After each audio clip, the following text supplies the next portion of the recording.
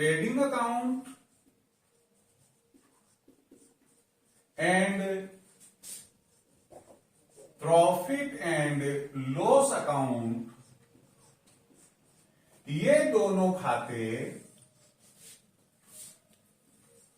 पूरे वर्ष के लिए बनाए जाते हैं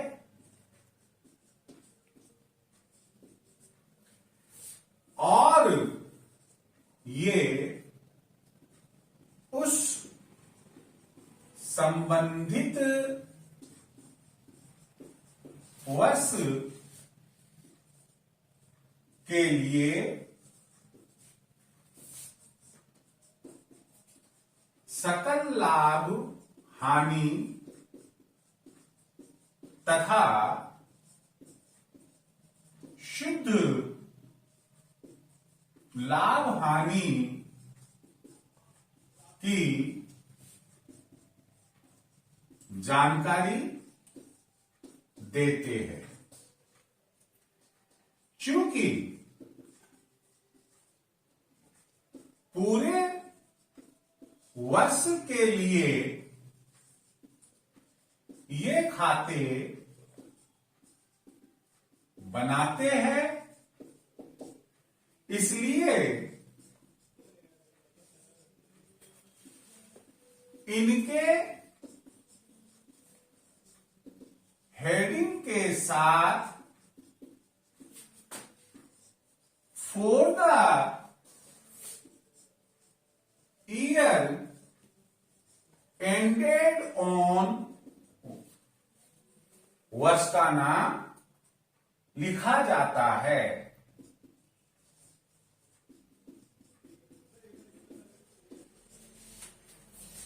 अब हम दोनों खातों के संबंध में फॉर्मेट बनाने जा रहे हैं।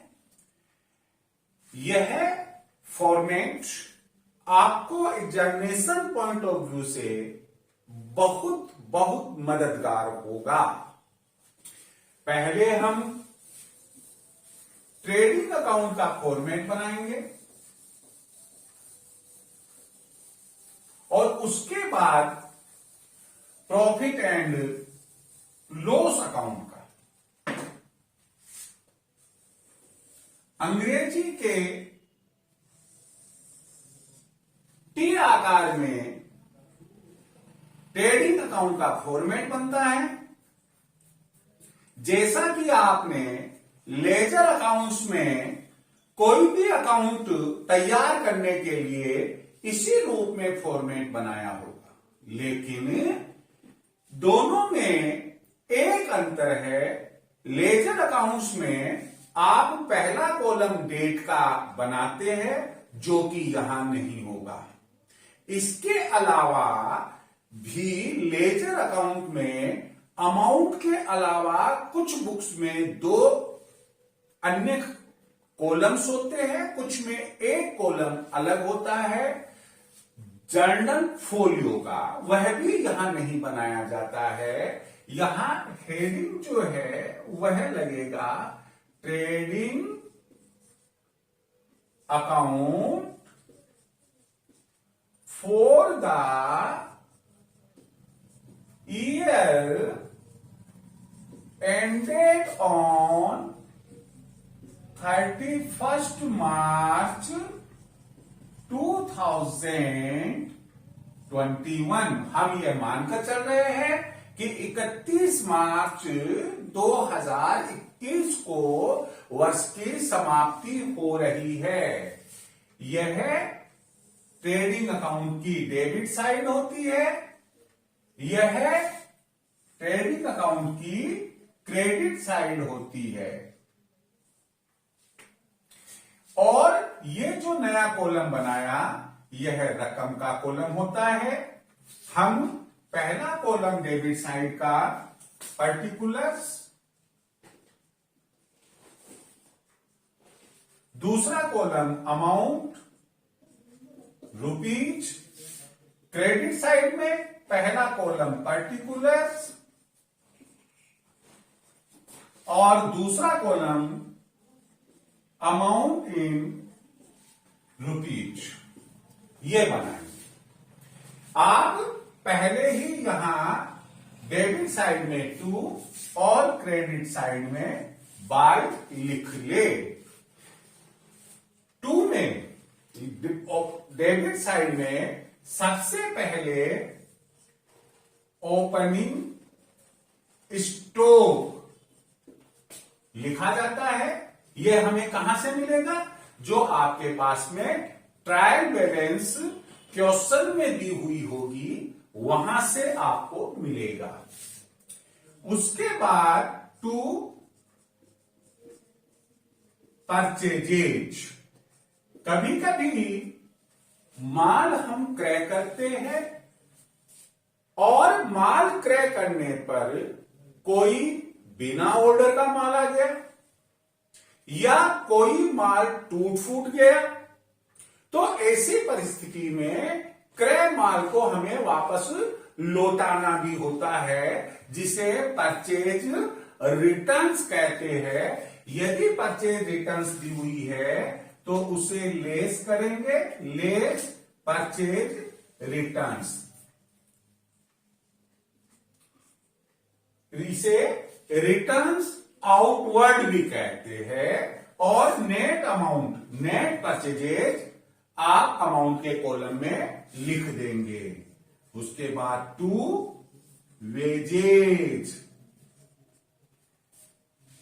इसे वेजेज के अलावा लेबर भी लिखा जा सकता है। कुछ सवाल में आपको ऐसा मिल सकता है। यही नहीं बल्कि कुछ सवाल में वेजेस एंड सैलरीज ऐसा भी लिखा हुआ मिल सकता है। वह भी ट्रेडिंग अकाउंट की डेबिट साइड में ही लिखा जाता है। हाँ, एक चीज ध्यान रखने की है और वो ये है, नोट हम लगा ले कि यदि सैलरीज एंड वेजेस के नाम से ट्रायल बैलेंस में खाते का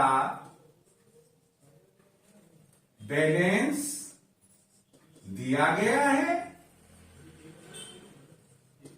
तो यह item profit and loss account की डेबिट साइड में जाएगी। देखिए, वापस समझ लीजिए।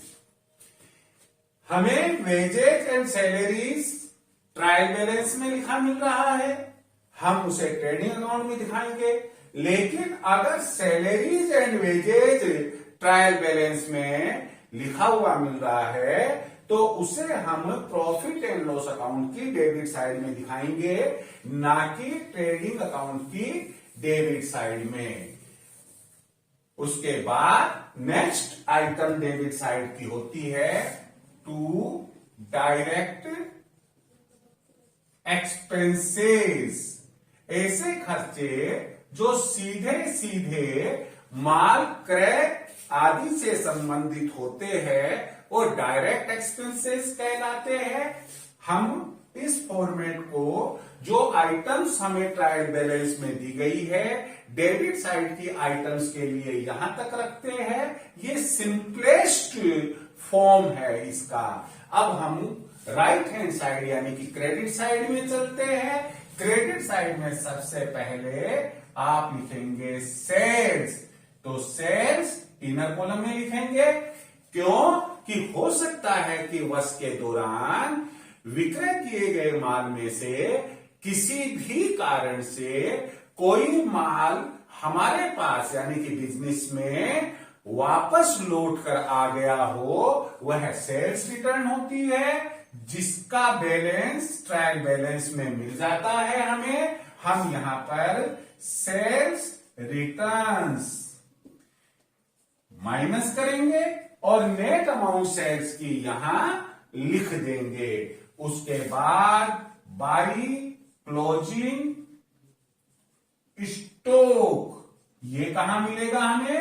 ट्रायल बैलेंस के नीचे आपको लिखा हुआ मिलेगा कि 31 मार्च 2021 को उस व्यवसाय में अंतिम स्कंध यानी क्लोजिंग स्टॉक इतने रुपए का था, तो वह रकम वहां से यहां लिखनी होगी। सामान्यतया यह ट्रायल बैलेंस का हिस्सा नहीं होती है।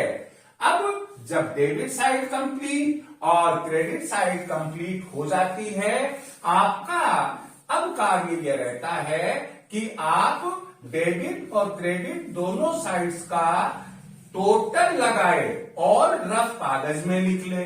दोनों साइड्स का टोटल लगाएं और रफ कागज में लिख ले। यदि क्रेडिट साइड का टोटल ज्यादा है डेबिट साइड के टोटल से, तो आप यहां लिखेंगे to gross profit transferred to profit and loss account. कब? जब